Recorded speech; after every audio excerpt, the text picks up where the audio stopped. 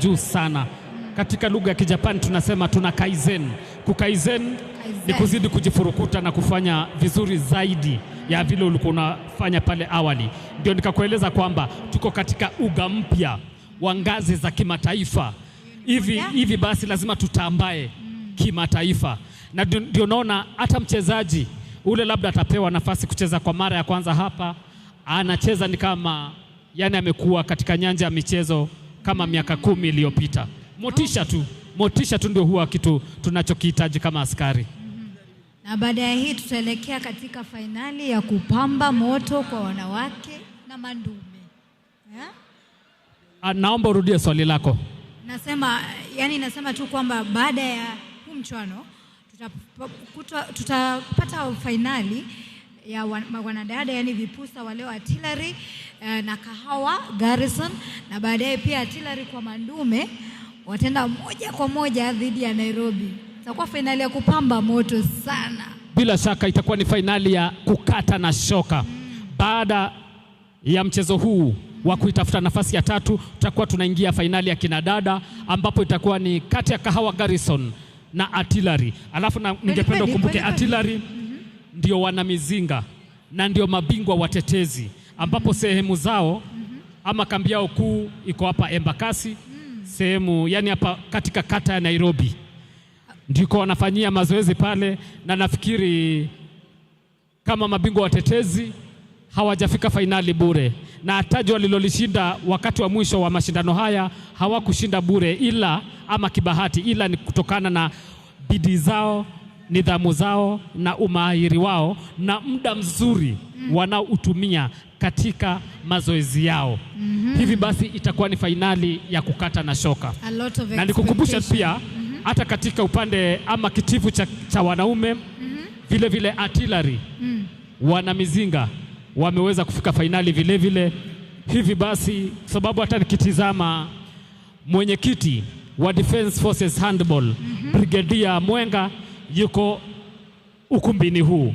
Hivi basi wachezaji watakapoingia uwanjani wakimuona, motisha utapanda. Nikirejelea tu ile nukta kwamba askari wanachokihitaji ni motisha peke yake. Ukimpa motisha tu anakufanyia mambo. Mambo ni kama hayo.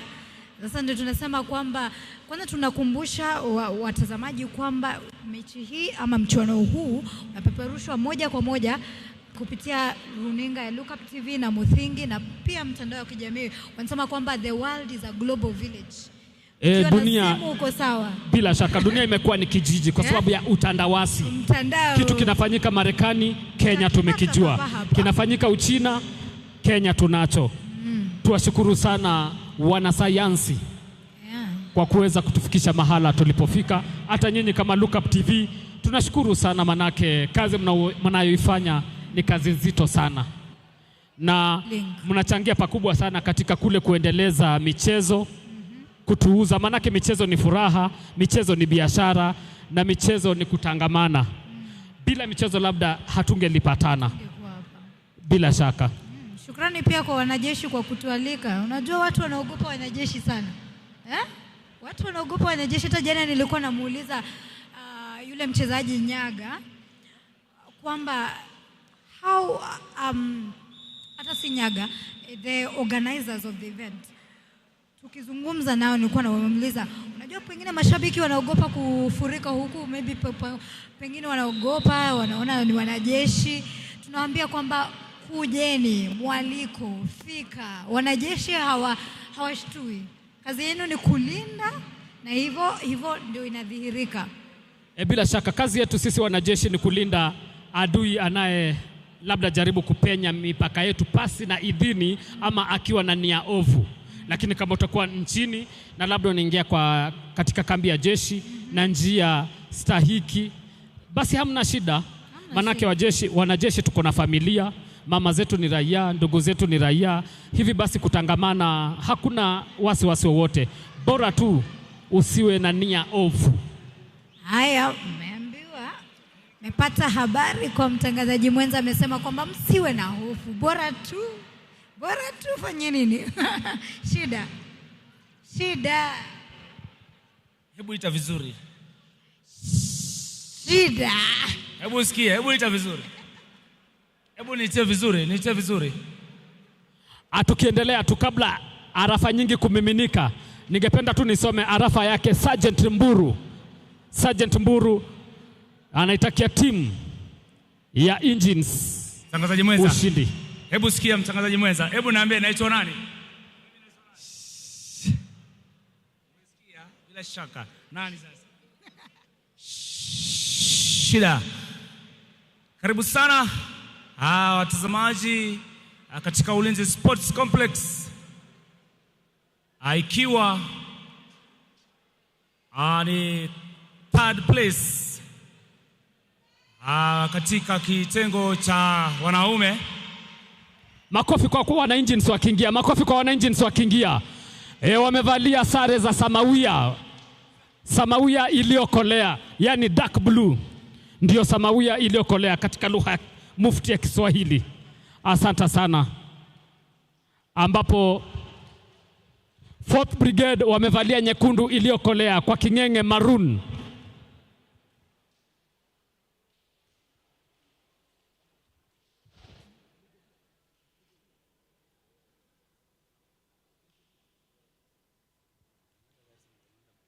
Anipende kumtambua Garrison Commander Langata, Brigadier Jaldesa. Asante sana na karibu sana saa kwenye mchezo wa kung'ang'ania nafasi ya 3, ukipenda playoffs. Asante sana.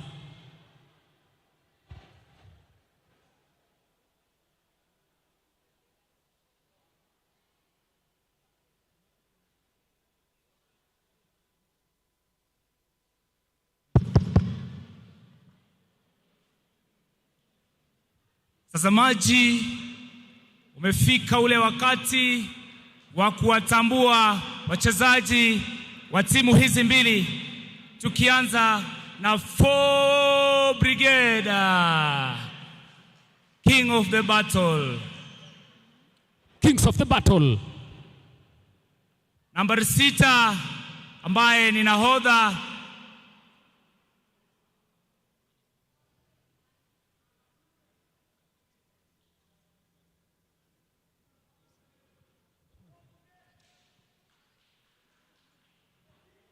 Basi tunaanza na kuwatambua wachezaji wa 4 Brigade.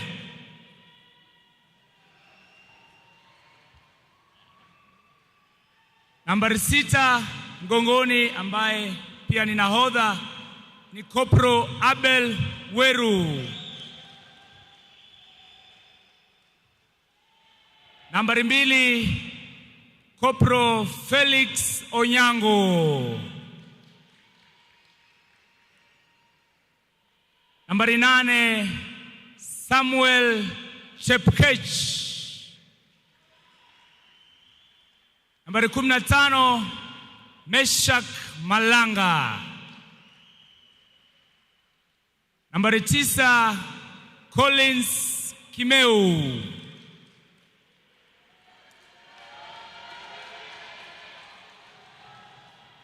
Nambari 14 Fabian Nyakundi. Nambari 4 Tony Boit. Nambari 3 Eugene Khaimba.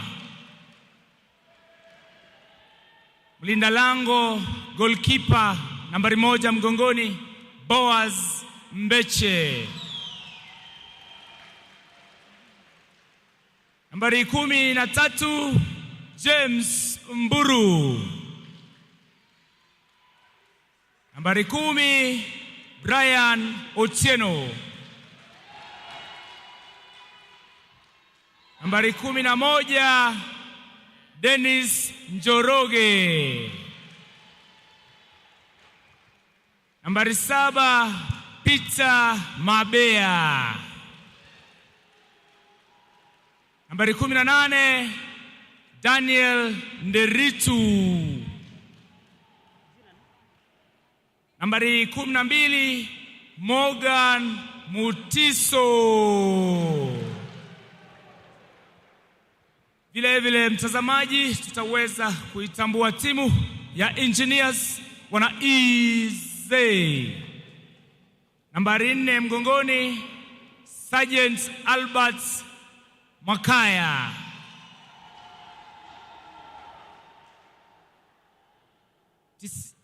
Nambari 88, Sergeant Kenneth Biwot. Nambari 13, Robert Kuria. Nambari 8, Simon Waiganjo. Nambari 6, Kopro Cyrus Ongera. Nambari 99 mgongoni, Hussein Khalif. Nambari 2 mgongoni, Julius Berege. Nambari 9 mgongoni, Lawi Kemei.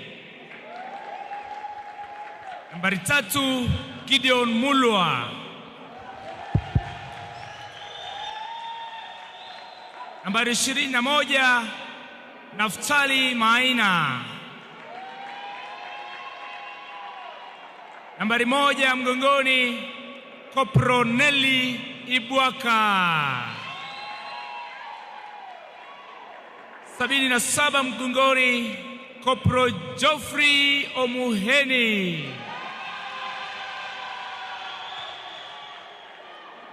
Nambari 14 mgongoni, Nelson Wanjala. Nambari 7 mgongoni, Boniface Wanjala. Nambari 10 mgongoni, ambaye pia ni mfungaji bora wa mabao wa kikosi cha EZ, Peter Musau.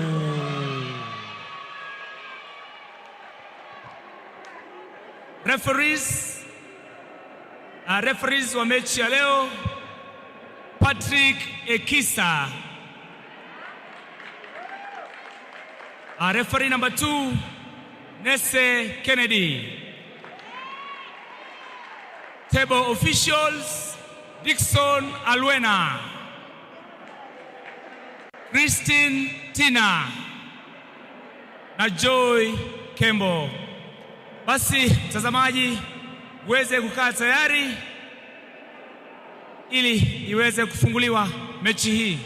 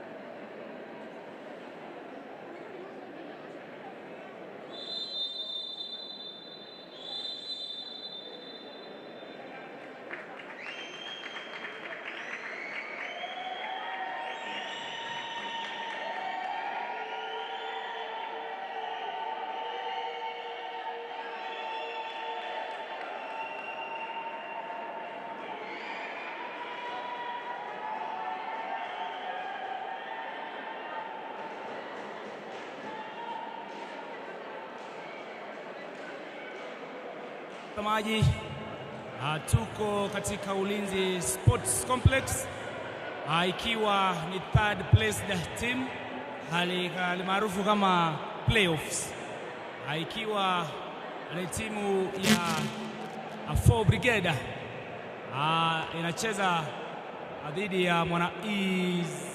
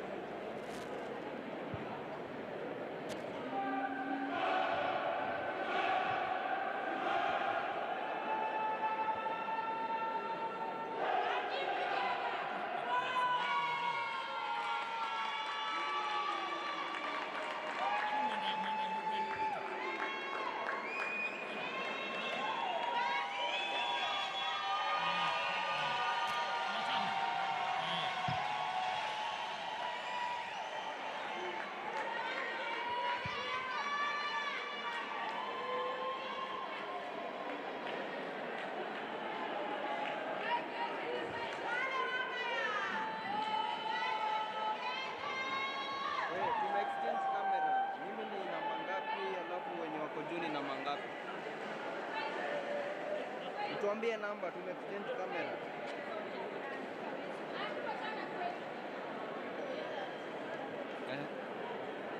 Niko hapa kwa medium, so mimi ni kamera. Basi mambo ndio hivyo, bado kitambo kidogo tu mechi itakuwa inaanza, ikiwa ni playoffs, Engines versus 4 Brigade, THIKA versus NANYUKI. Playoffs, ukipenda kutafuta nafasi ya 3 kati ya wahandisi na 4 Brigade.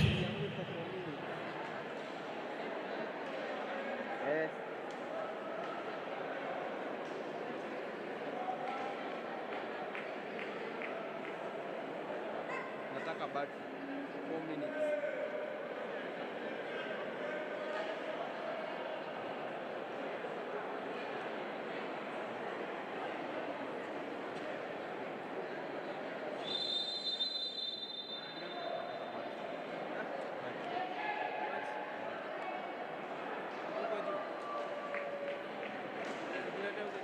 Mimi ndio fight.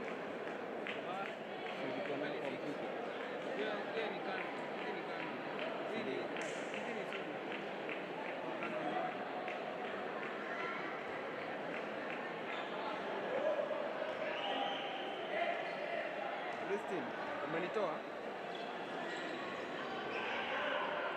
Sawa.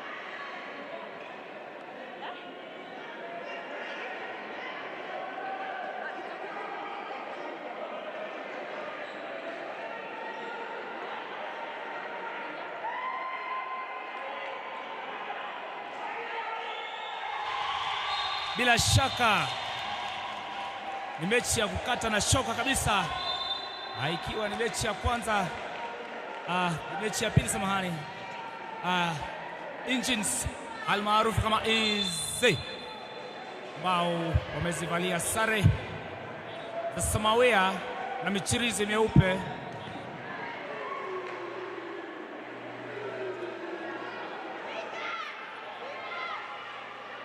Chini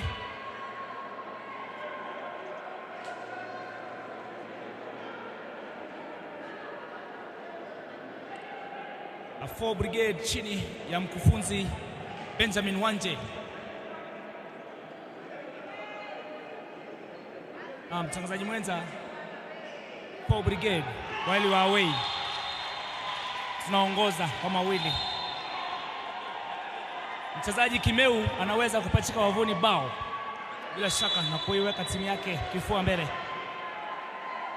Utabiri wangu kama kawaida nitakwambia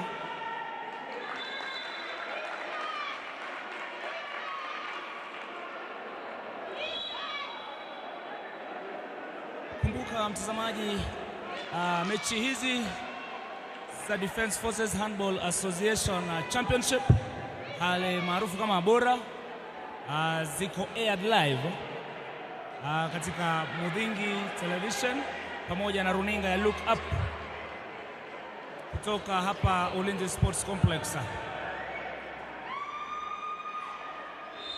Utazipata katika mitandao ya kijamii ikiwa Facebook pamoja na YouTube. Mtangazaji mwenza, unaona vipi mechi hii? Mechi hii ni ya kukata na shoka. Mechi hii bila shaka ni ya kukata na shoka kabisa, manake timu zote mbili zimejizatiti kabisa na kufurukuta ili kuweza kufika mahala walipofika, ambapo kwa sasa wanang'ang'ania nafasi ya tatu. Unajua nafasi ya tatu kwa kawaida huwa kuna kikombe ama takrima. Na kufikia sasa labda niweze kumweleza mwenzangu Marion kwamba Engines ndio waliovalia mavazi ya samawia iliyokolea, ukipenda dark blue. 4th Brigade wamevalia mavazi yao rasmi maroon, ukipenda nyekundu iliyokolea. Nyekundu iliyokolea 4th Brigade. Kumbuka 4th Brigade ni askari wa infantry, yani askari wa miguu. Wahandisi ndio THIKA team. Hao hushughulika na mambo ya mabomu, kutengeza barabara, madaraja na vile vile pia manyumba. Wajua wahandisi hakuna wasichoweza kukitengeneza. Na hata hawa wetu wa Kenya Army ama Kenya Defense Forces hawajasazika, wako na uwezo wa kuweza kulitengeneza lolote lile wenzao kule ugaibuni, hususan Marekani na Ulaya, hata bara Asia wanaloweza kulitengeneza. Asante sana. Labda nikupokeze kipaza sauti mtangazaji mwenza Marion, uweze kuendelea na nukta kadha wa kadha ya kinachojiri viwanjani. Asante sana, karibu sana. Shukran. Tunamfahamu kama Lewis. Anatufahamisha tu kuhusu hizi vikosi viwili, wahandisi na 4 Brigade tunaambiwa walking, anatembea. Infantry. Almaarufu kama infantry. Naam, tembea. Bila shaka. Nikufahamisha tu manake mambo ya wanajeshi kidogo sikifahamu. Na ndio maana uko hapa. Ndio maana mko hapa. Wameweza kupata bao lingine bila shaka. Naam, wamepata bao lingine wana 4 Brigade. Tatu sasa.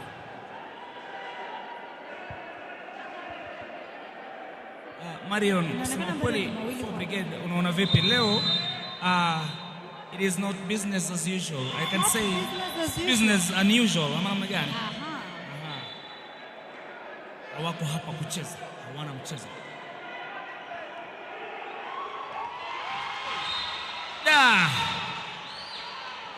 Salala.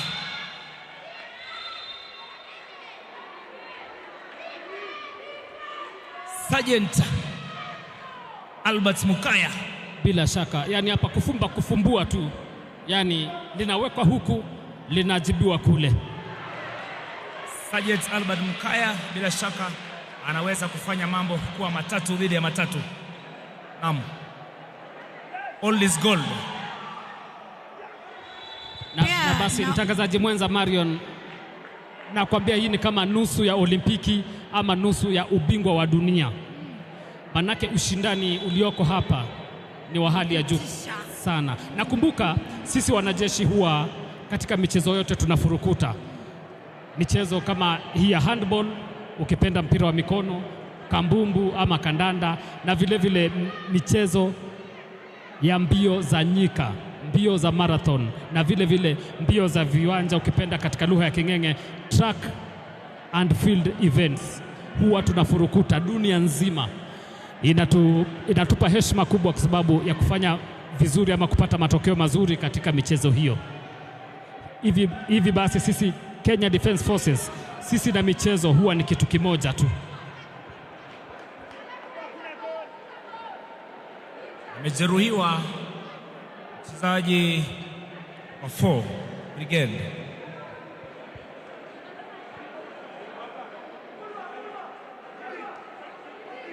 Naweza kukujuza ni nani?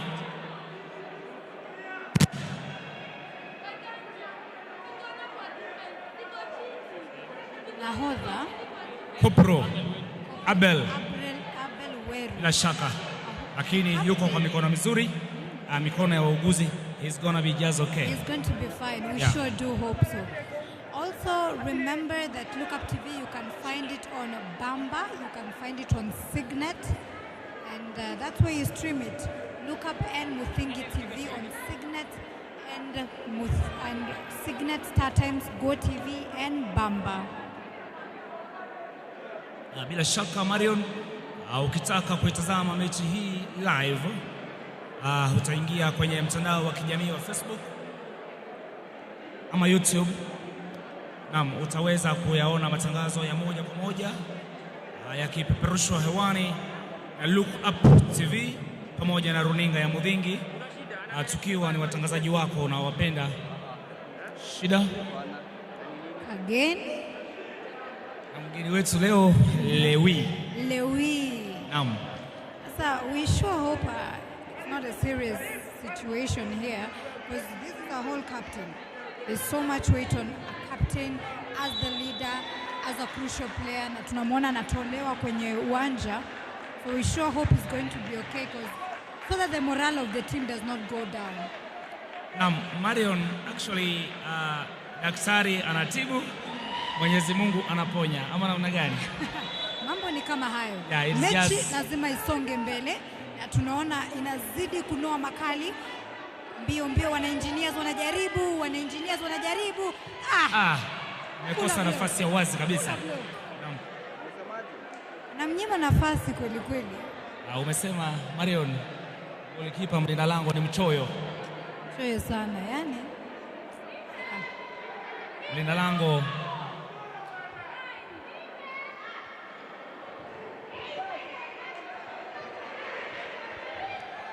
bila shaka Marion, kama nilivyokueleza, wachezaji ama timu zote ziko katika nguvu sawa. Unafungwa, unafunga. Anakufunga, unasawazisha. Bila shaka. Mambo ndio kama hayo, na makali yanaondolewa tu. Na nakwambia hapa nchini uweze kupata ushindani mkubwa na wenye haiba ya juu kama wa majeshi ya ulinzi ya Jamhuri yetu ya Kenya. Kweli kabisa. Mpati nakwambia.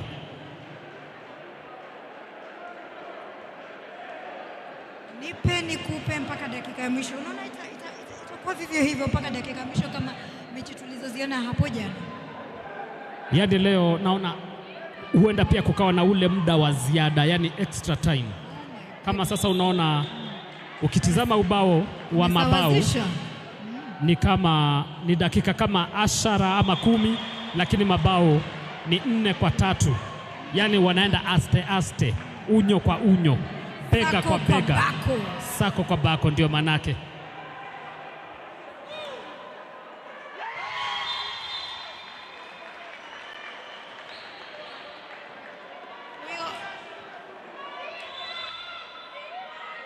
Huyo ni Nelson Wanjala, nilipachika ndani kuwapa wana engineers uongozi. Bila shaka kiwanja ni chenye kupendeza kabisa, manake ni cha ngazi za kimataifa, ukiwa ni ukumbi wa ndani. Na basi mwenzangu Marion, nafikiri unaweza kuona ama kukubaliana nami faida ya teknolojia. Ni msimu wa mvua, lakini tutacheza ndani ya nyumba. Inaitwa indoor, ukumbi wa ndani. Yani tunakwenda Kenya Defence Forces, tunakwenda na ngazi za kimataifa.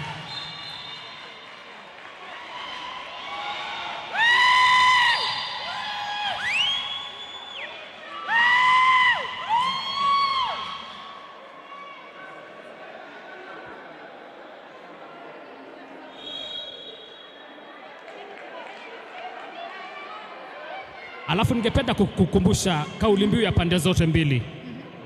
4 Brigade, kauli mbiu yao ni Kings of the Battle, yani mashaha. Shaha ndio wafalme wa vita.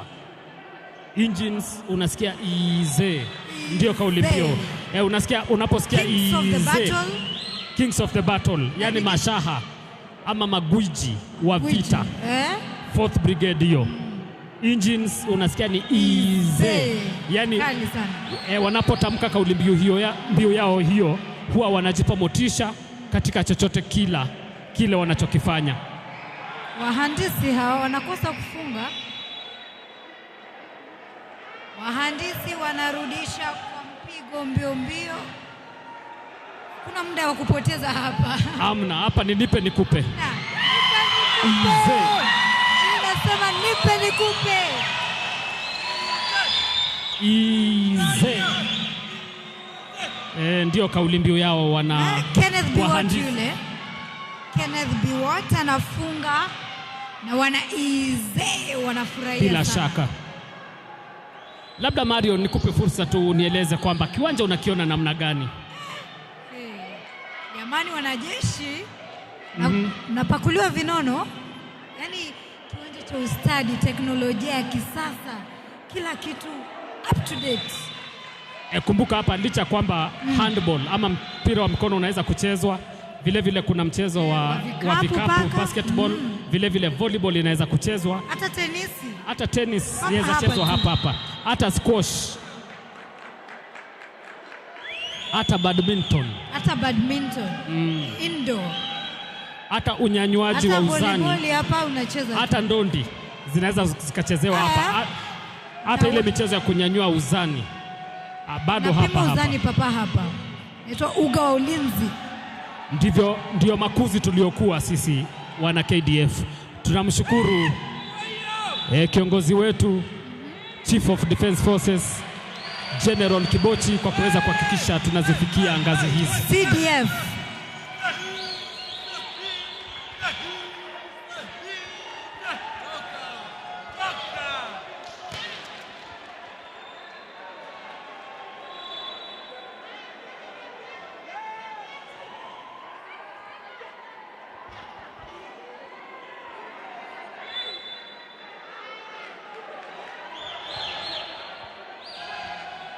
Mtazamaji, ndani ya kipindi cha kwanza, ikiwa ni mechi ya kusisimua kabisa, mechi ya kukata na shoka.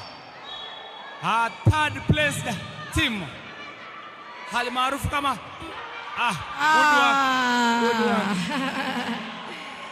hali maarufu kama playoffs, ikiwa inachezwa na Easy, hali maarufu kama Engineers Brigade aliyevalia mavazi ya samawia na michirizi ya myeupe. Anacheza na timu ya 4 Brigade, King of the Battle.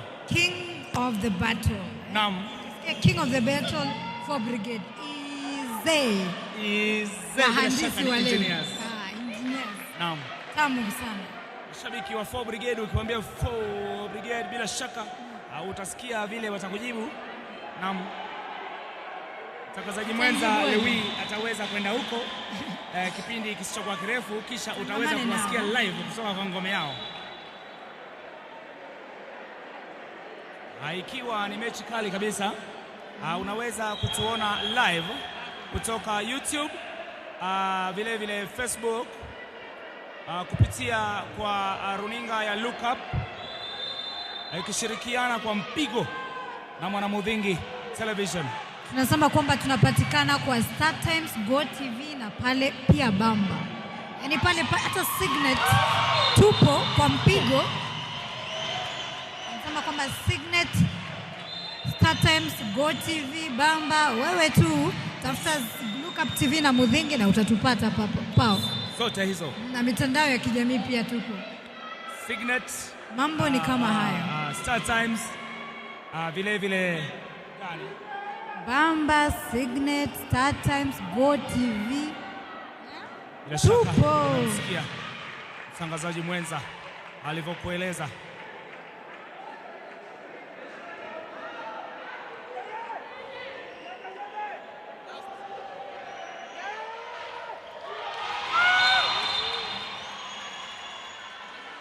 Mtangazaji wa EZ nambari 2 mgongoni, Julius Berege, ni mchezaji ambaye ameweza kutamba sana viwanja vya handball katika ngazi za kimataifa. Hata alipokuwa anasajiliwa kujiunga na kijeshi, alikuwa ametoka katika ligi kuu ya kitaifa ya mchezo huu.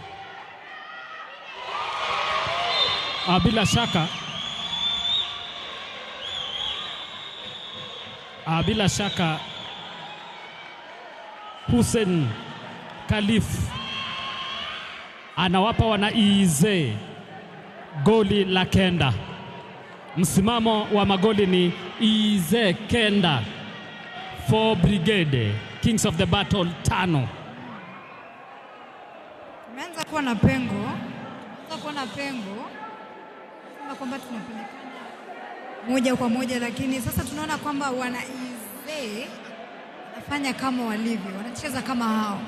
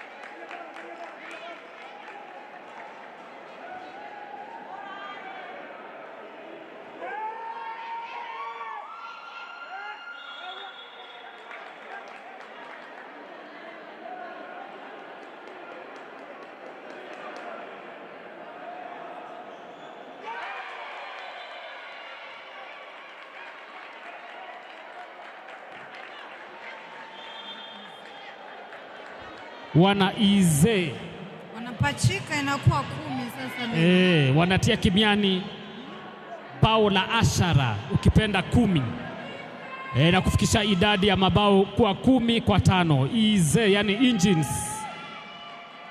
10, 4 Brigade 5, ambapo wachezaji pande zote wanaonekana kuwa wenye kawi ya juu kabisa. Wana EZ wako kwa mashambulio, wanaijaribu ngome ya 4th Brigade. Wanajaribu na huyu mchezaji huyu, tumeangalia Kenneth Biwott anajaribu, lakini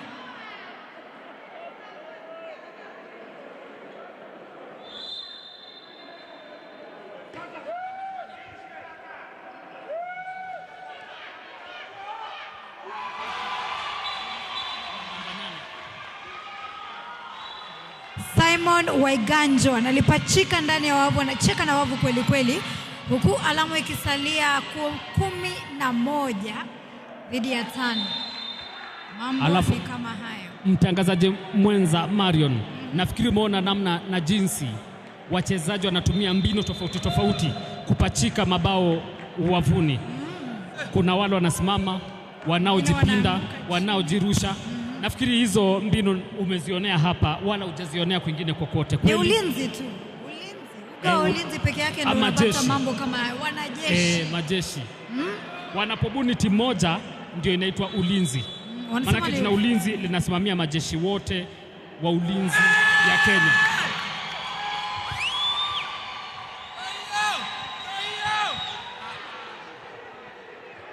Bila shaka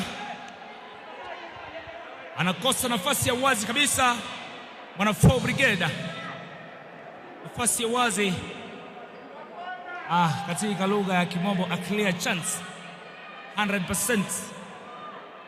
Anaikosa, atajuta bila shaka, sababu time is money na muda haumwongojei yoyote.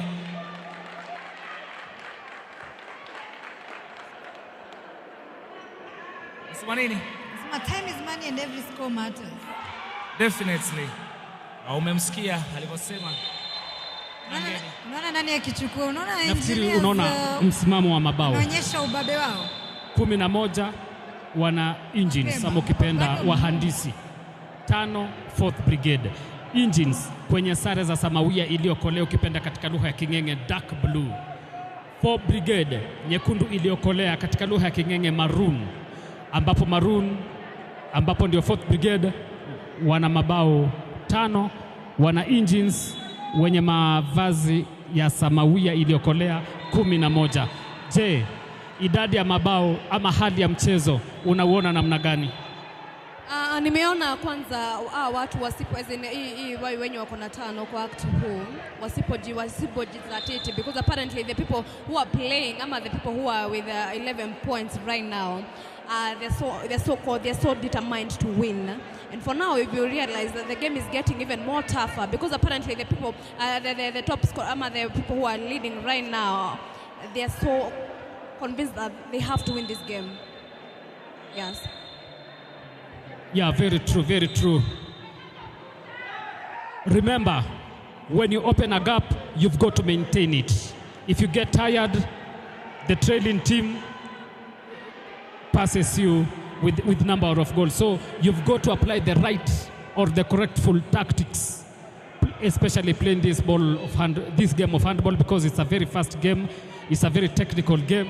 It's a game that is always very unpredictable.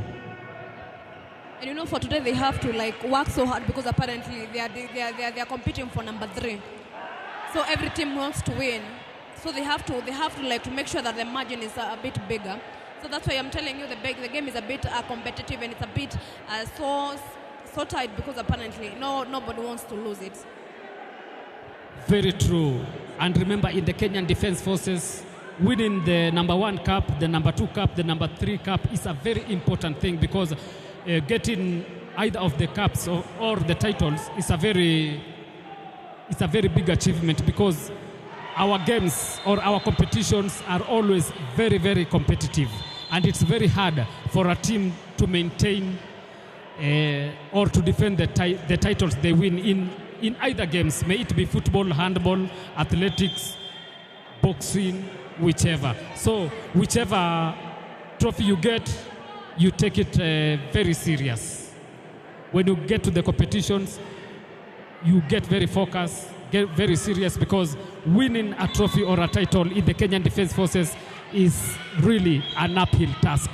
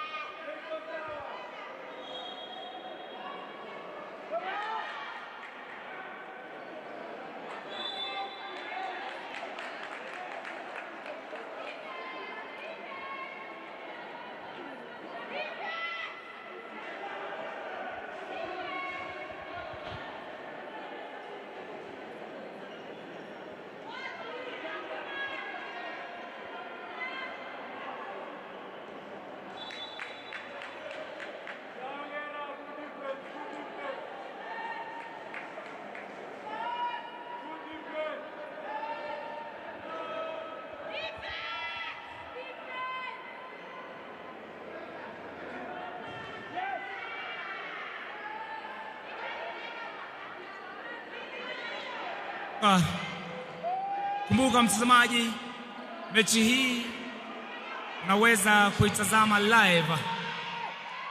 Bao! Anapata bao. Ala, anaipachika na fashion, yani kwa mpigo. You know, some of these scores are so beautiful. Yeah. Oh my goodness. He tries, but it's... No. You need to be very accurate. Usikurusha tu bali. You want to get it straight into the net. Bila kwa umakini. Kabisa mchezaji Berege. Mchezaji Berege mwana Ize. Berege nambari 2 mgongoni anafanya mambo. Bila shaka. Kumbuka viwango vya wachezaji wetu sio vya kutiliwa shaka.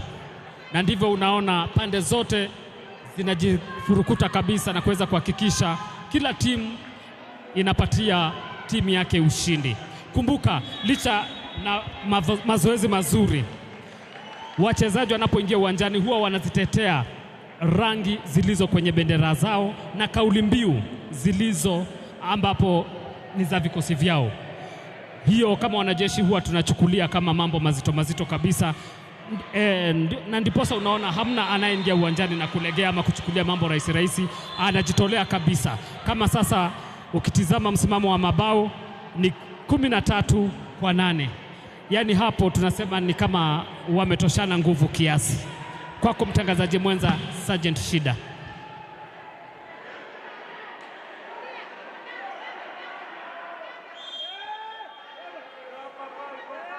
Ndani ya Ulinzi Sports Complex, ikiwa ni third placed team almaarufu kama playoffs, ikiwa ni mchuano mkali kabisa dhidi ya timu hizi mbili ambazo ni Engineers Brigade Ize, ambaye ameweza kupata takriban mabao 13 dhidi ya mwana 4 Brigade King of the Battle.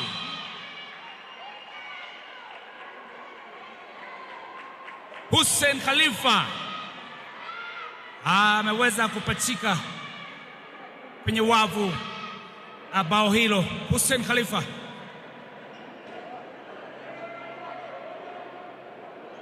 Na basi mtangazaji mwenza, labda huenda ikawa ndio mara yako ya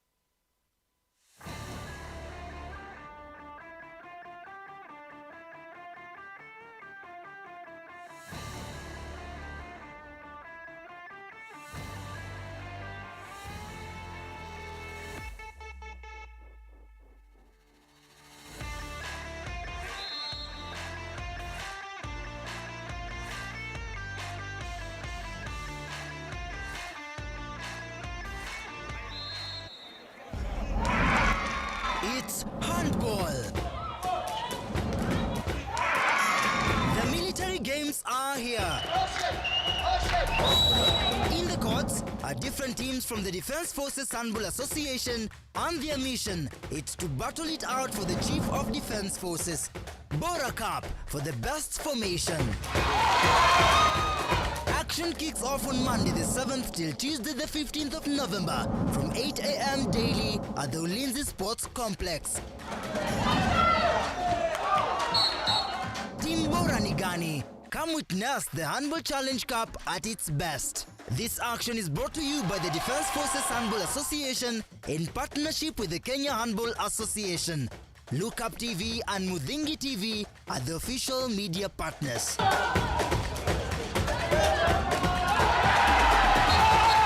Ni mgaragazano wa wanajeshi.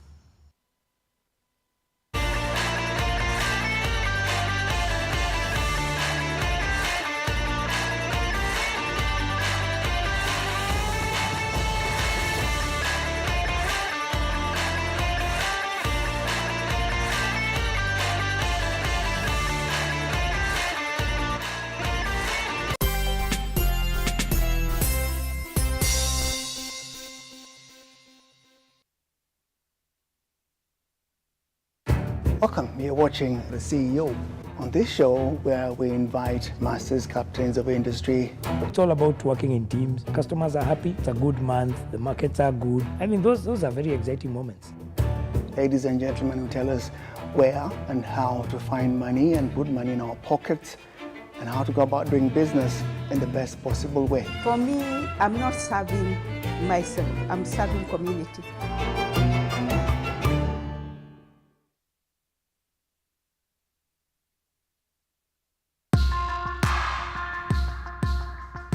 Born a man, the society bestows tough responsibilities upon you. Lazima uwe mtu wa bidii, ukija kuoa lazima uwe ni provider. If you're not able to provide, that's a challenge. It takes a toll on a man. It takes someone who is strong enough to face it. This is Born a Man.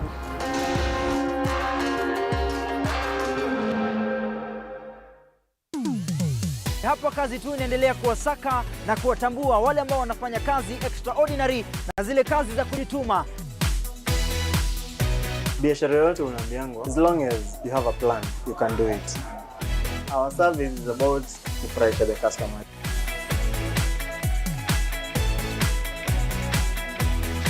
Mpenzi mtazamaji, hii ni hapa kazi tu.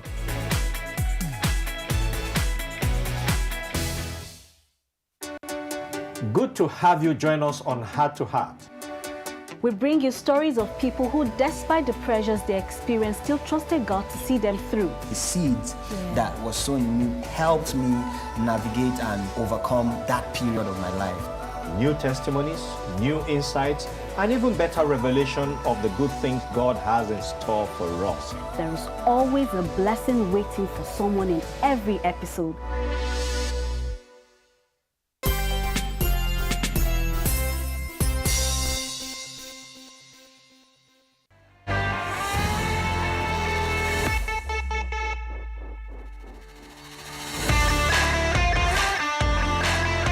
Nafuatia kwako Sergeant Shida.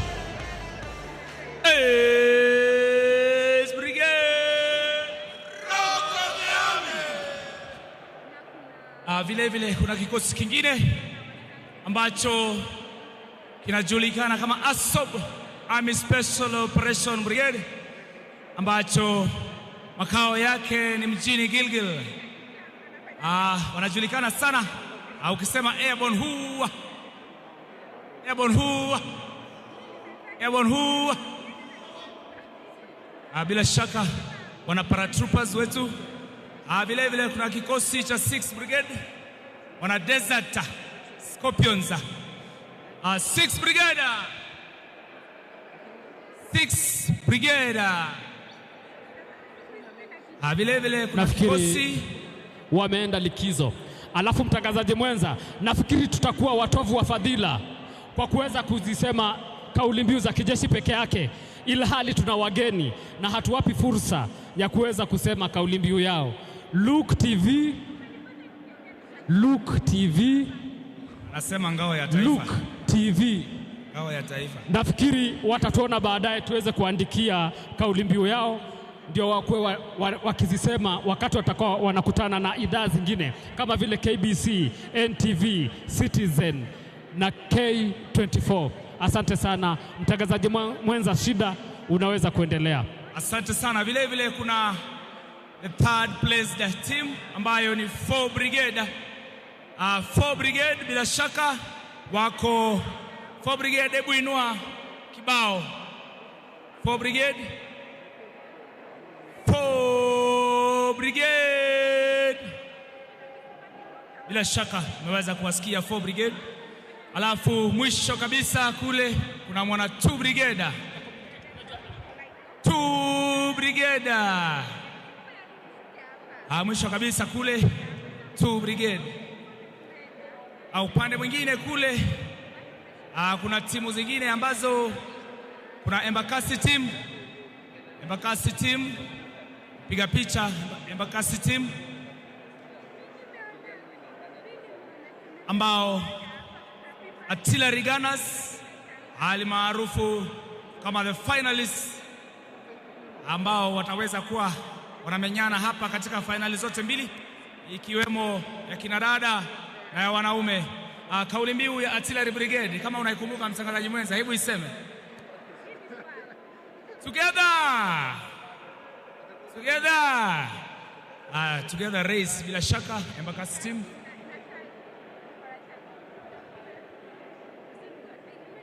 Together race. Vile vile kuna Isiolo team.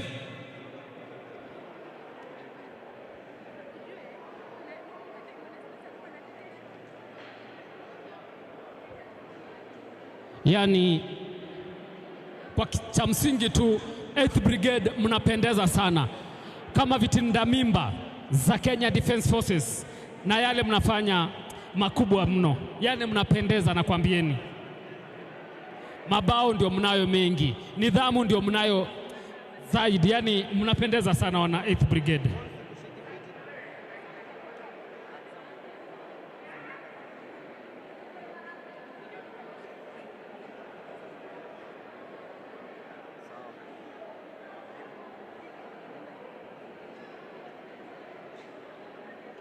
Chuano hii iliweza kung'oa nanga mnamo tarehe 7 mwezi wa 11 mwaka 2022 ikiwa na jumla ya vikosi 13, 13 brigades ama ukipenda 13 formations ambao wameweza they have been taking part in this competition. Zilichezwa mechi za makundi, grouping matches hadi siku ya Jumapili tarehe 13 ambapo ziliweza kukamilika. Timu 4 zilifuzu kufika semifinali michuano ya mwondoano ikiwa pamoja na Engineers Mwanaize pamoja na 4 Brigade, Artillery Brigade, hali kadhalika Nairobi. Michuano ya semifinali iliweza kuchezwa hapo jana, ikaweza kukamilika ikiwa Basi nipende kuwatambua wageni rasmi walio hapa nasi.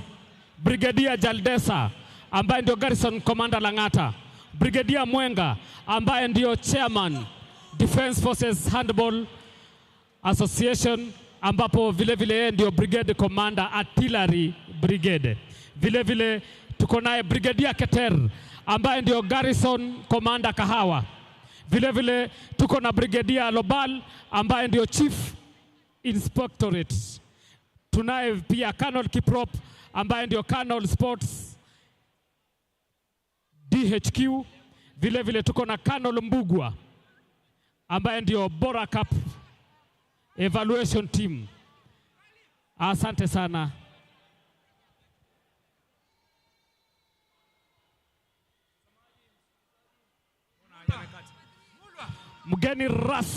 Mgeni rasmi tuliye naye ni Brigadier Jaldesa ambaye ndio Garrison Commander Lang'ata. Ambapo katika lugha ya King'eng'e tunasema yuko home ground. Karibu sana saa.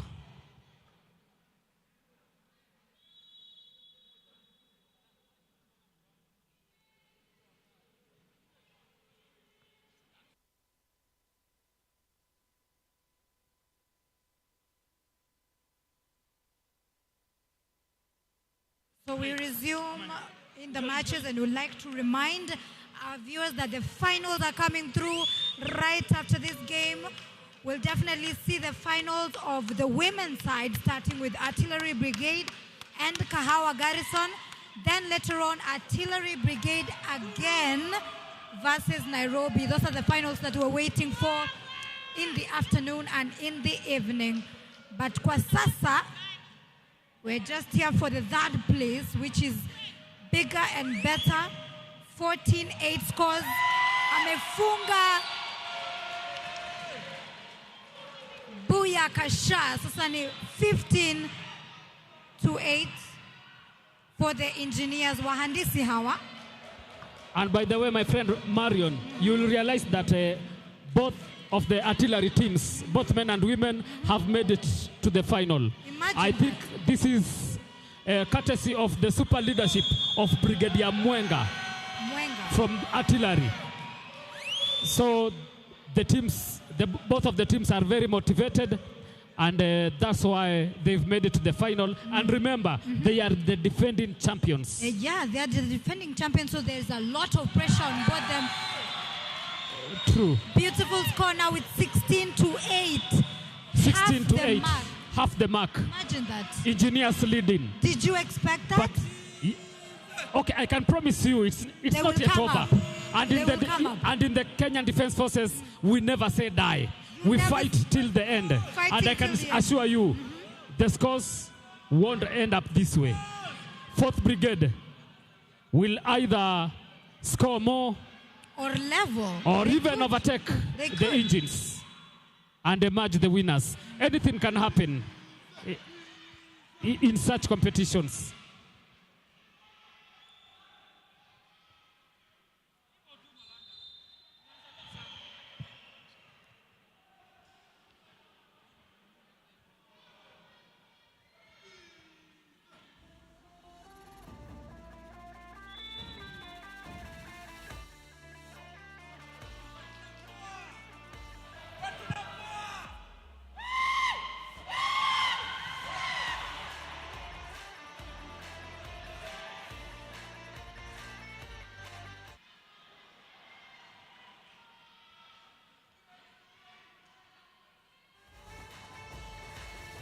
Pass it to Samuel Chepkech.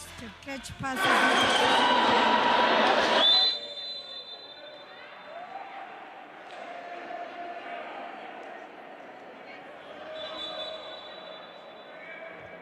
So Marion, that's a penalty.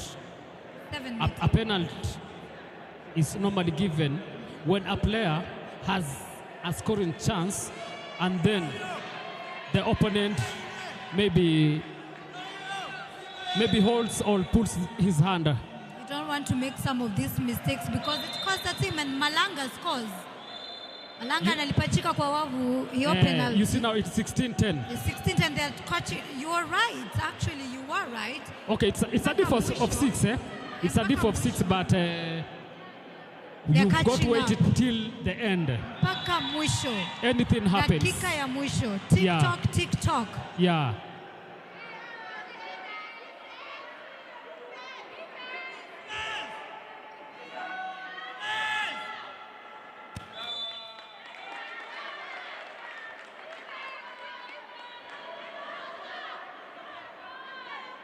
Wana 4 Brigade wanatafuta bao. Naangazia tu. Wanavamia ngome ya wana engines. Wanajaribu. Inazima. La. Wahandisi wanawatoa kwa mpigo. Goalkeeper wa engines. Anasimama imara na kuzuia. Nelly Ibwaka analitoa. Anafahamika kama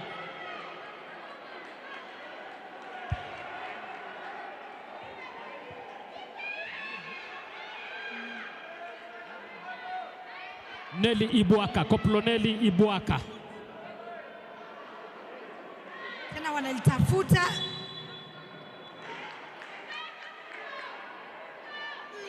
Now we want to see if they'll make something out of it.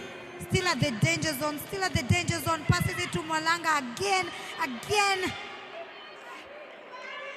The defense is tight, but wanajaribu kupiga pale. And again, Marion, you'll realize that the energy levels of all teams or all the players are always high. They are high. The matches, we expected this because both teams hata ndo wafike ndo wamalize wa pili, yani ndo wabanduliwe. Yeah. They were stronger teams. They were very strong teams. No team, neither an individual shows any kind of weakness. Langa tena kwa mpigo. 11-16. 11-16, they're catching up.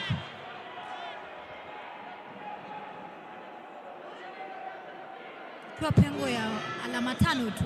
Sasa wana engineers wahandisi hao wanatafuta pia pengo. Bila shaka, and they're making things look very easy. And this is due to the the practice or the training they undergo when they get this chance. They're making things look very easy. Yeah, like the easy motto from the engineers. Yes. The easy themselves. Pia for brigade, Look at these players. Look at the composure also. Yeah, there are another a very hard nut to crack.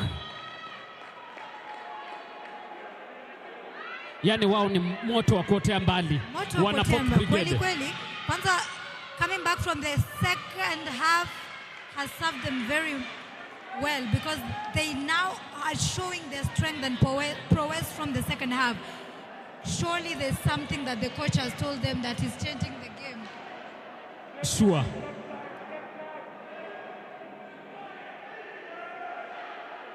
Now is they looking to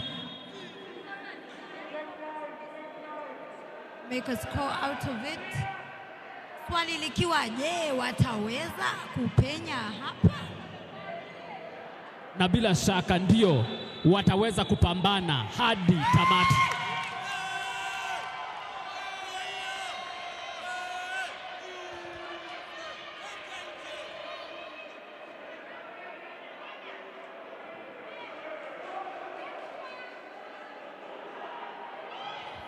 Na bila shaka nambari 6 4th Brigade Abel Weru anafanya madhambi na kutolewa nje dakika 2. Alafu Engines wanapewa tuta na wanatumia nafasi hiyo kwa uzuri na kutia kimiani ama wavuni na kufikisha idadi ya mabao upande wa Ize kuwa 17 kwa 11. Sasa kumbuka sasa 4th Brigade ama ukipenda NANYUKI wanashambulia ama wamesalia uwanjani wachezaji 5. Manake mmoja wao ameweza kupatiwa adhabu ya kukaa nje takribani dakika 2. Nilichokifanya Ndizo sheria za michezo hizo. Sheria. And handball is very very strict when it comes to discipline. Unapovunja mojawapo wa sheria unaadhibiwa papo kwa hapo. Wa pili huyo tena Kimeu. Kimeu anaadhibiwa. It's now worrying. Kimeu nambari 9 mgongoni. Lance Koplo Collins Kimeu. And they net it through the penalty spot. Aya, sasa naweza kukuhakikishia kwa sababu ya ule uzoefu ama ujuzi wangu kuwa katika michezo. Unapoona timu inaanza kufanya madhambi kama vile 4th Brigade wanafanya, hiyo huwa ni dalili aidha ya uchovu ama wapinzani kuwa na mbinu kabambe zaidi ya wenzao. Hivi basi engineers mbinu zao ziko juu, nguvu yao iko juu, ujuzi wao bila shaka uko vile juu zaidi. Na ndio sababu naona 4th Brigade wanaanza kufanya zile zinaitwa katika lugha ya King'eng'e terrible mistakes. Terrible mistakes. Yeah. Mistakes that you don't want to make. Namba 11 upande wa Ize anaadhibiwa. Nelson Wanjala anaadhibiwa. Sasa Fourth Brigade wanapata tuta. Acha tuone kama watatumia nafasi hiyo vizuri. Malanga pia anajua. Malanga tumemwangazia. Bila shaka. Makuu haya Neli Ibwaka tena akaonyesha ubabe wake. Imekuwa ni Neli Ibwaka.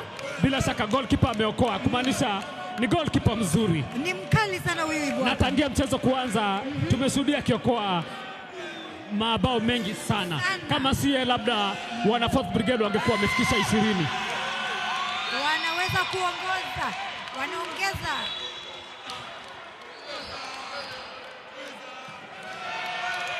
Ameokoa tena.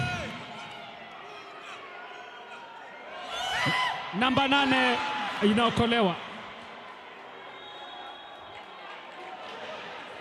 Basi mtangazaji mwenza Wamboi, nilikuwa nikisema unapoona timu kama Fourth Brigade wakianza kufanya zile zinaitwa terrible mistakes, basi hiyo ni dalili ya kuonesha kwamba wapinzani wao wanawazidi kimbinu, kinguvu na kikila kitu.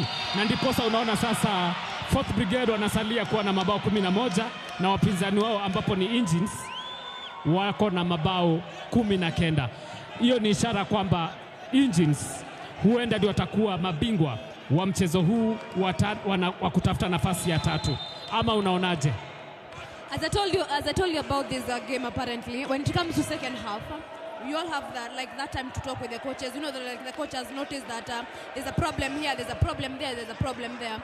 So apparently every team they have talked to their people, and when it comes to second half, hapo unajuanga ni kufa kupona. So apparently when you see them making such mistakes, it means that their opponents are getting more stronger and they're getting more focused. So apparently it's getting like the game is getting heated, so such that we all know now who is gonna win and who is gonna lose. You are very right, because the second half is the last part of the game. So if you trail like with the 5 goals, then you have very little chance of winning the game. So as I predict, Engineers are going to take this game home and emerge the victors, or the number 3, or take the 3rd position of this year's Defense Forces Handball Championships. Alafu unajua bado ina determine pia the morale yenye mmerudi nayo, because apparently kama the Wachana Engineers, the other team, kama walienda, kama wamekuja na motive ya tushashindwa, kama wamerudi na hiyo fikira that wameshindwa, then that's why they are doing that. But for the Engineers, they are ready to fight. Now for now, as you can see, the game apparently it's getting more heated, because apparently the game is mpira ni kama inaenda side moja. Nakubaliana na liunga tamko lako kabisa, manake kuna mambo mengi tu ambapo huwa yanategemea timu kushinda ama timu kushindwa. Hapa motisha wako ukienda chini kidogo, kwa sababu huu ni mchezo wenye kasi kabisa, manake ukifumba kufumbua, yani mshambulizi ameshafika kwenye lango lako. Kama Fourth Brigade labda mtisha wao utakuwa ni wenye kwenda chini kidogo, basi bila shaka Engineers wanatumia nafasi hiyo na kupachika mabao kadha na kuwawezesha kuwa washindi katika mechi hii ya kutafuta mshindi wa 3 mwaka huu wa 2022 hapa katika viwanja vya Ulinzi Sports Complex. Alafu kitu moja, kila team iko na aim yao, mbona tunacheza hii game. So if apparently the Engineers, their aim is winning, they will win. And that's what I've told you, when they come to second half, when they come to the second part of the game, they have come to say that this game, we have it, we own it, we have to win it. So apparently they have come to they're coming with a morale of we have to win this game, because apparently the better number we can come. Kama tuko finals, tunaweza kuja number 3, and which is a better number than none. So when you see them playing, or how they're playing, whatever they're doing, it means that their aim when they came to this game was winning. Very true. Lakini kumbuka pia kuna sababishi za timu kushindwa. Labda muda walokuwa nao katika mazoezi unaweza kuwa labda ulikuwa mchache kidogo, kwa sababu unajua sisi askari huwa wakati mwingine tuko na kazi nyingi sana. labda wametoka zile zinaitwa deep ops. Deep ops ni wakati askari wako katika zile kazi za kijeshi nje ya mipaka ya nchi. Sasa nafikiri 4th Brigade hawajakuwa na kipindi kirefu mno cha kufanya mazoezi kama wapinzani wao wana engineers. Hiyo inaweza kuwa ni sababu moja ya kuwafanya labda kutoshinda mechi hii, lakini tutasubiria kipenga cha mwisho kuweza kumjua mshindi ni nani. Make mengi utokea. Kama sasa unaona tunazungumza na 4th Brigade wameweza kuongeza bao lao kufikisha idadi ya mabao kuwa 13 kwa 20. Hivi basi wameshindwa ama wako nyuma na mabao 7 peke yake. Mabao 7 sio mengi. Kama wanaweza kujifurukuta na kutia bidii kabisa na kuongeza kasi katika mashambulizi, basi wanaweza kuwafikia wenzao, lakini ni jambo la kusubiria na kujitazamia. Ukisema ya kwamba team inakosa kushinda kwa sababu ya preparation ama kwa sababu ya mazoezi, putting in mind that these games have been happening from 7th, today's on 15th. Apparently, in as much as if you never had enough exercise, they have worked so hard to get here, because apparently they have played so many games to get here. So apparently I believe that the body has opened up for now. The body from 7th have opened up to get to that point. So saying that the preparations they didn't have like a good preparations is not enough reason. It's a very valid point, very, very valid, and I repeat, very, very valid point. Remember, this is a tournament. If you had trained for so long, then you get fit. If you hadn't trained for long, then this tournament itself, you get tired just after 2 or 3 games because your body had not opened up. You know, hiki ni kiwanja cha vita, na huwezi kufanyia mazoezi katika uwanja wa vita. Kwa vita unakuja kama umejiandaa. Kujiandaa kwa wachezaji ni mazoezi, kiwanja ni mashindano. Hivi basi kama 4th Brigade labda walikuwa hawajafanya mazoezi mengi, basi watakuwa ni wenye kuchoka, lakini wale ambao walikuwa wamefanya mazoezi mengi, kumbuka tukisema mazoezi kwa kipindi cha kutosha ama muda wa kutosha, namaanisha kama mwaka mmoja hadi miezi kama 8 ama 6 hivi. Lakini kama utafanya mazoezi labda mwezi moja, miezi 2, miezi 3, mazoezi hayo yatakuwa hayatoshi. Maanake ukija kwenye tournament baada ya mechi ya 3 ama mchezo wa 3, basi mwili unaanza kuwa fatigued, yani ule uchovu unaanza kujichomoza. Ukisema ya kwamba hawakuwa wamefanya exercise kutosha, how did they get here? Because apparently there were so many games that have been played, and if they had no like a good exercise, that means they would have lost. They wouldn't have got to this point, because apparently these are semi-finals, right? They wouldn't have gotten to this point. So when you say they didn't have like enough exercise, so that means they got lucky in the other games. Ama they played weaker teams. Not that they played weaker teams. They played good teams, but their energy begin building when time catches up. Remember, it is the experience that has made them reach where they are. But you know, experience and fitness, these are two different things. You can be very fit, very experienced. Okay, you can be very experienced, but you are not very fit at the moment. So what happens? You burn out. And remember, good players also burn out. You remember even at the World Cups, you see teams going even up to extra times. So if you meet a team that hasn't played extra times, it normally has more energy than the team that plays extra times. This happens in sports.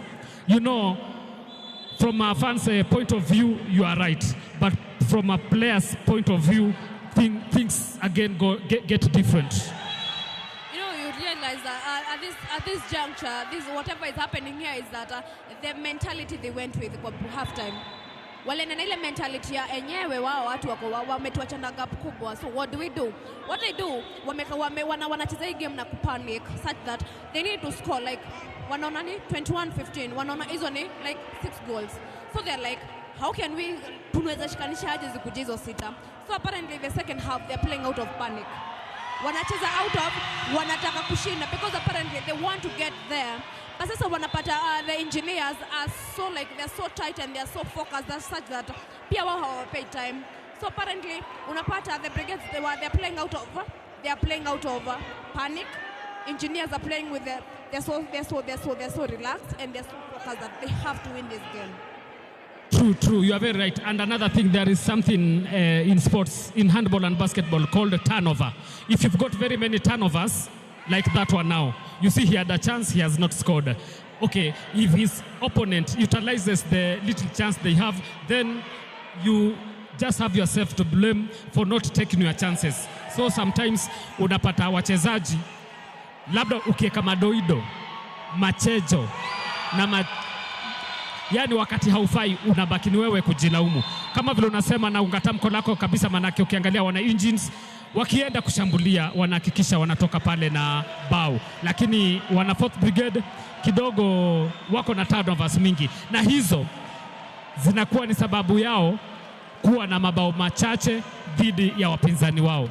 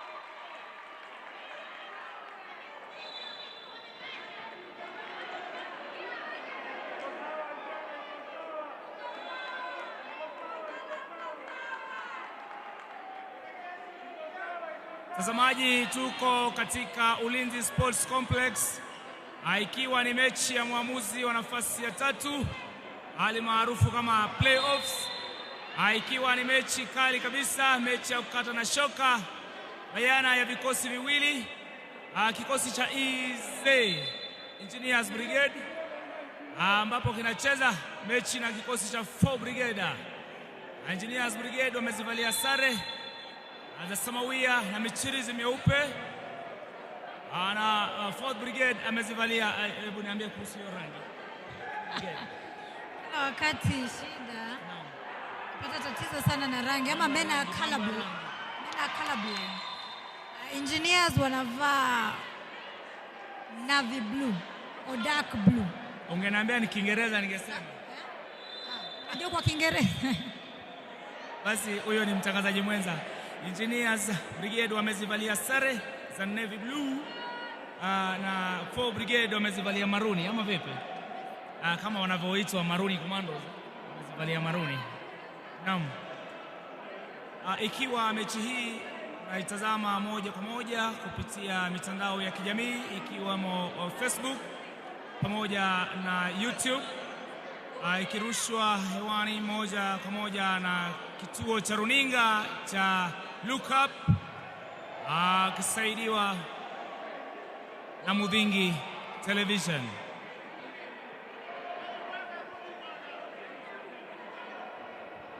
Pia tunawakumbusha watazamaji kwamba fainali inakuja moto sana, fainali moto kabisa, Artillery Brigade wakiwa pande zote kwa wanawake na mandume, huku kwa wanawake wakiwa dhidi ya Kahawa Garrison.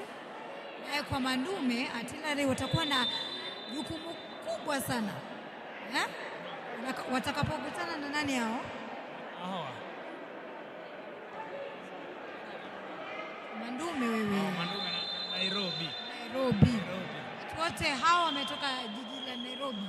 Hao wanawika mpaka mwisho. Haya, tunarudi kwenye mechi after the time out. Tunarudi after time out ikiwa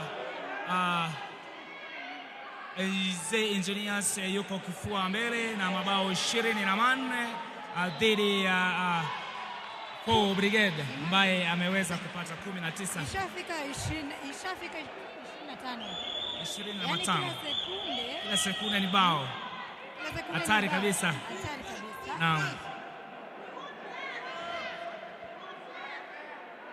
Na Brigade wanaangazia kupachika huku. Mchezaji Abel Weru akiwa chini. Mchezaji huyu pia tunamkumbuka kwamba alikuwa amepata jeraha kidogo, lakini tumeona amepata nafuu kweli kweli na kurejea. Kabisa mchezaji mwenza, mchezaji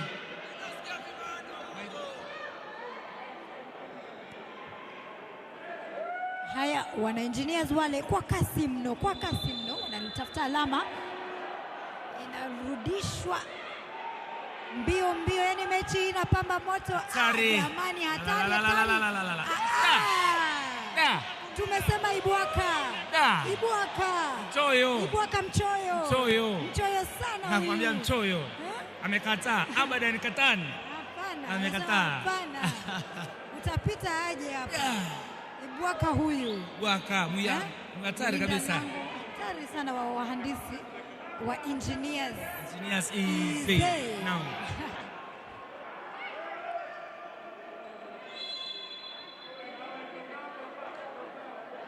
Vile mchezaji wa Engineers nambari 99 mgongoni, mtangazaji mwenza, ameweza kuwa a very important player katika mechi hii.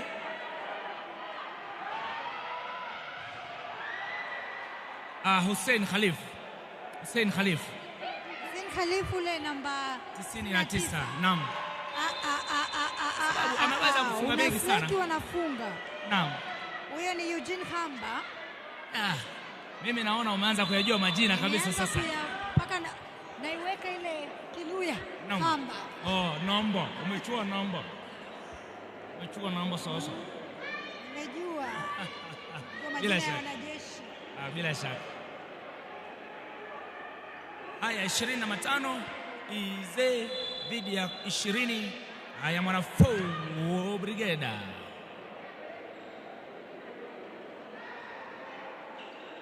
Kwaje sasa hapa?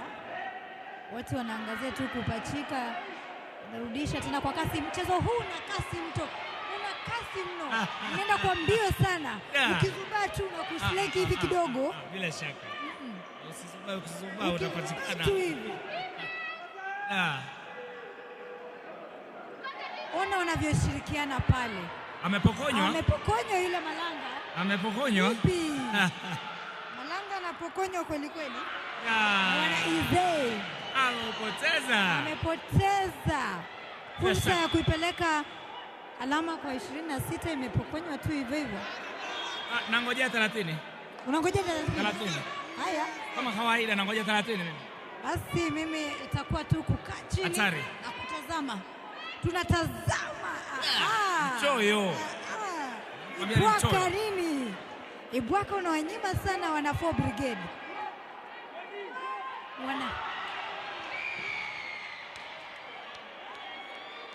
Mashabiki wanawika, wanadhika Engineers kwa upande ule mwingine wakisherehekea, huku wanaweza kufunga, naweza kulipachika. Shaka ni mechi kali kabisa, ama namna gani?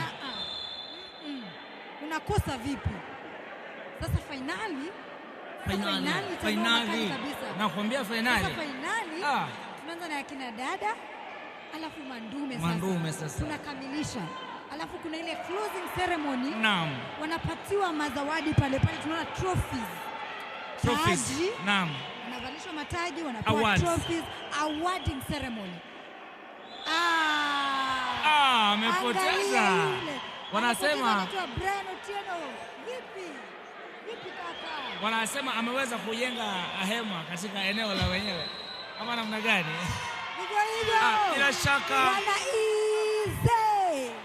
Bila shaka mechi ya third placed team halmaarufu kama playoffs imeweza kufika tamati, ikiwa timu ya EZ imeweza kupata ushindi kwa mabao 25 dhidi ya 19 20 dhidi ya 20 ya timu ya BRIGADE. Haijafika. Kukumbusha tu kwamba haijafika 30 uliyotarajia. I take back my words. You take back your words. Nashukuru sana. Lakini wana BRIGADE wameonyesha mchezo mkali pia. They really put up a good fight. They put up a good fight kwa sababu ni alama chache tu. Naam. Peke yake. Manne tu. Yes. Just 4. Naam. Wamebadiliwa. Alafu huku tukiangazia sasa finali na itakayokuja Artillery Brigade na Kahawa Garrison. Bila shaka wewe mwenyewe shabiki wa Kahawa sugu. Ndivyo nadhani? Kahawa sugu wewe mwenyewe. Ndivyo unasema? Kangeni wa Kahawa bila shaka ana shida wa Artillery. Wacha tuone kwamba mechi iko live katika runinga ya Lookuptv na Muthingi TV. Tukisema kwamba iko kwenye Signet, Go TV, Star Times na pia Bamba. Unapitia tu pale unatafuta, na kama huna televisheni ama runinga karibu, mitandao ya kijamii inakupa fursa ya kuipata michuano haya, mechi moja kwa moja. Kwa mbali kabisa naweza kumuona mtangazaji mwenzetu senior reporter Chacha ameweza kuwasili. Robert Chacha ameweza kuwasili. Naam. Atajumuika na sisi ili tuzidi na finali. Bila shaka. Wakati nzuri sana kufika kwa sababu finali ndio inanuga sana. Finali. Tamu sana. It is just all you save the best for the last. Tantalizing. It's sweet. We save the best for the last. Sensational. Sensational. Naam. Save the best for last. Msikilizaji mmoja nafurahia unavyoiweka sensational. Yani kwa mpigo yani una feel. Naam. Naam. Finali hiyo Artillery Brigade wakiweka kuote kwa mandume na kumbuka dada vipusa wale. Kumbuka mtangazaji mwenza, Artillery Brigade ndiye bingwa mtetezi wa michuano hii kwa vitengo vyote, kina dada pamoja na wanaume. Artillery Brigade bingwa mtetezi and is also the finalist of the day. Huku tukisema kwamba we recognize the presence of the general manager of Lookuptv and Muthingi